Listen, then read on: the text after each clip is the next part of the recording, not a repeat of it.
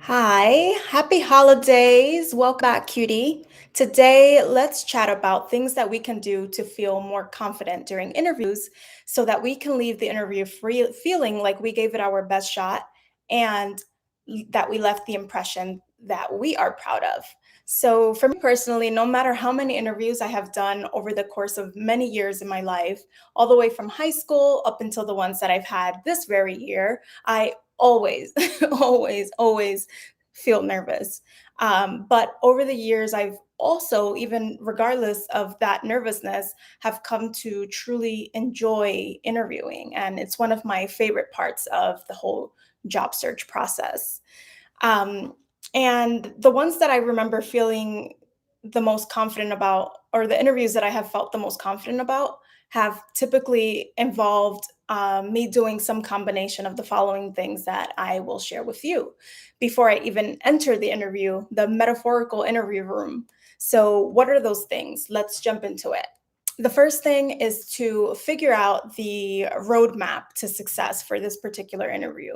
For example, when I had my marketing interviews, I chatted with several people who have gone through marketing interviews in general, some people who have gone through marketing interviews at the exact company I wanted to work for or was interviewing for. And I also spoke to people who were maybe let's say, for example, doing the exact same role that I was applying for or interviewing for. So, figuring out what exactly these people did to pass their interviews has been incredibly helpful because it gives you a roadmap to success. Someone has gone down this path before, and being able to have a similar process for yourself or go down that same road will help a ton. And of course, there's always going to be the uniqueness of you that you bring to an interview. And so having a roadmap is more like a guide more than it is you pretty much following step by step what this person has done.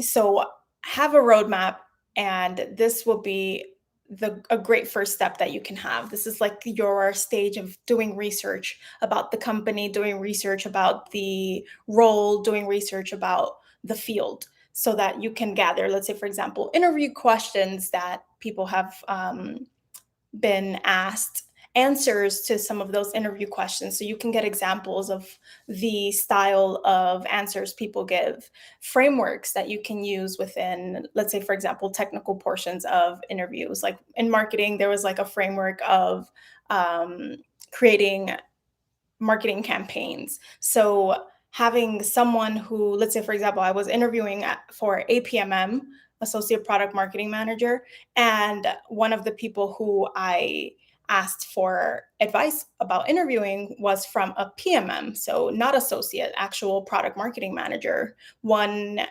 level above what I was interviewing for. And she gave me this framework that she used for her interviews when she was interviewing. And that helped me a ton because I was able to structure my answers in a way that made it very easy for the interviewer to follow my thought process. So figure out what that roadmap is for you by chatting with people, by searching online, all of these resources that we have at our disposal. Let's make use of them. The next thing that is super helpful is, of course, preparation. This is like pretty obvious, right? Spending the time to prepare, but um, sometimes you don't prepare for interviews and you go into it and realize, okay, maybe I should have prepared a little bit more.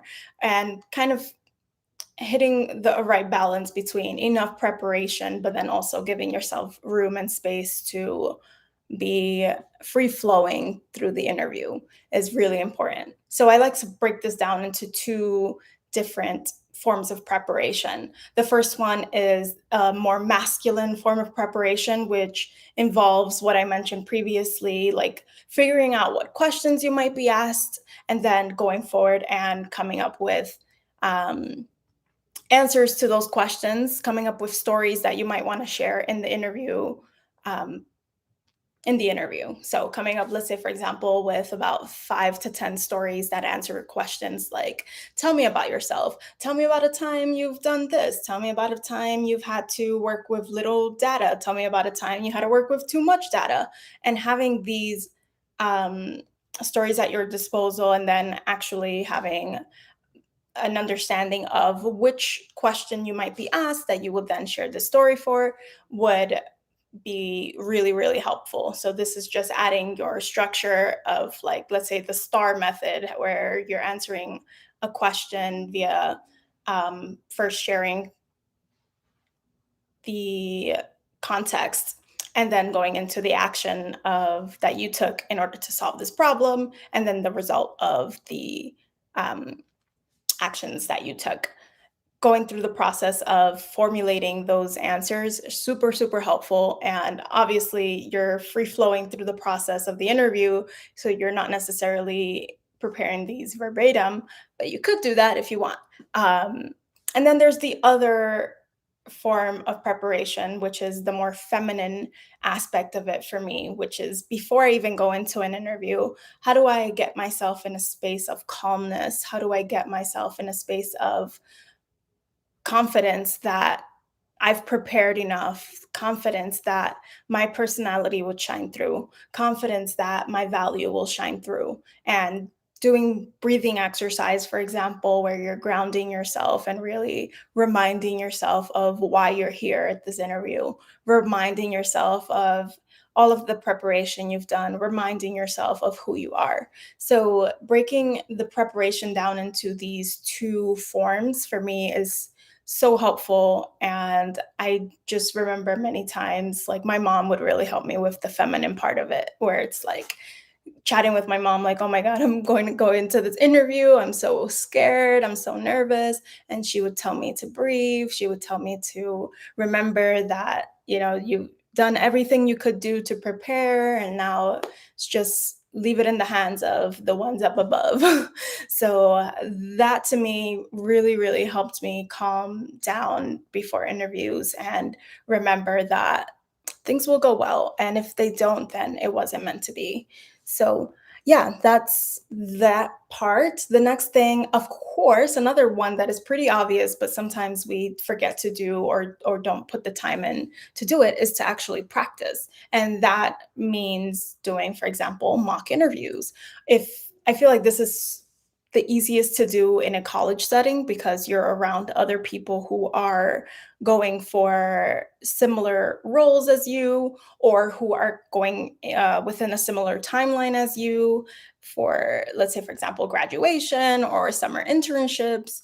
So I find the community you build in a college setting to be most conducive to doing mock interviews. But that doesn't mean that if you're not in college anymore, you can't do mock interviews. You can reach out to people on LinkedIn, you can reach out to friends who are in the field that you're going for, you can reach out to people you've networked with. All of these different people you can reach out to. And now there are also various platforms you can use to be set up for with mock interviews for a particular field. Like, for example, going into the tech space, I know there's, I believe, I don't remember the exact name, but interviewing.com or .org or .io or something like that, where you can do mock interviews, and they are super, super, super helpful. Gets you in the groove of things, gets you prepped, and gets you um, greased up and ready to go. So mock interviews, super, super helpful. And then the next form of practice, which maybe we don't view as practice, but any interviews you've failed at. There's really no failing in my eyes, but ones that you didn't necessarily pass, that's practice. Like, all of the interviews or companies who have rejected you after you've been interviewed, that is all practice, because although you're not necessarily always getting direct feedback, you can kind of just take note on your own during the interview of how you've performed, and really reflect after the interview and say, okay, maybe I could have done this differently. I would have said this differently. I would have shared this story instead of that story. And that all serves as practice. So, any of those interviews that you didn't necessarily pass, just, yeah, add it to your bucket of practice. And that kind of helps with the confidence part too, because you're just, instead of viewing it as a rejection, you're viewing it as another practice, another mock interview. why can't they just be mock interviews? Hey, why not? So, viewing it as a mock interview helps build your confidence for the next one. And every single time, at least for me, this is true. Every single time I do one interview, the next interview I end up doing slightly better, a little bit better each and every time. Um, Obviously, you don't want to over optimize. You can keep interviewing and interviewing and interviewing, um, but eventually you'll pass an interview, and it's up to you to decide if you'll take the offer or if you have multiple offers on the table. Up to you to decide when you've um, landed a company that you really like. So, yeah, practice. Very obvious, but sometimes we don't do enough of it. And then the next thing that could help with confidence is to interview for more than one company at a time. And the reason I find this helpful in terms of confidence is because you know in the back of your mind when you're doing an interview that you have, let's say, for example, another one coming up, or you're in the process with multiple companies. So you're giving yourself this feeling of options. You're giving yourself the feeling of abundance. So you're not walking into an interview feeling like this is the last possible opportunity that's out there for you. If it's kind of like when you're dating, for example, it's like dating. I know that it's pretty popular nowadays to talk about rotational dating and dating multiple people at a time. Why is that? Why are they giving this advice? It's because you are putting yourself in a position of power to feel like you are living in abundance, like there are options. You're not limited to one option. And I think if we bring this mentality to interviewing, it can help a ton with confidence because it's like I said previously, while you're in the interview, you're not there with this scarcity mindset that it's all or nothing with this one company.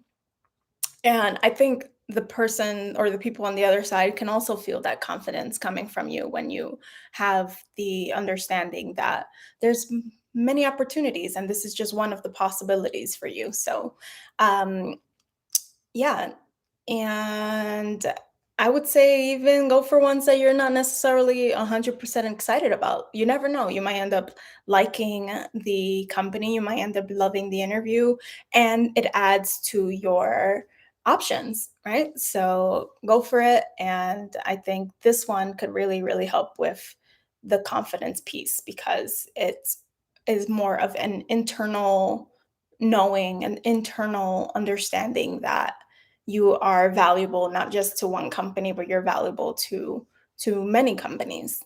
And allowing yourself to see that really helps.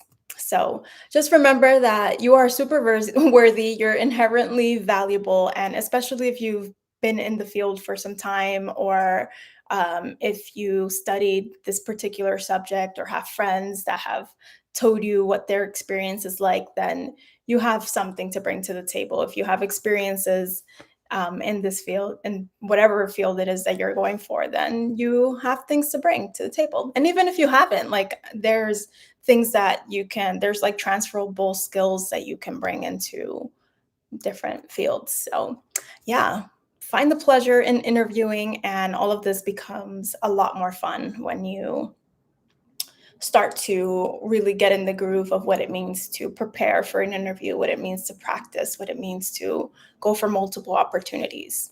So, yes, honeys, that is it for today. I dropped the link in the description box where you can learn more about the job search course that we are launching next year.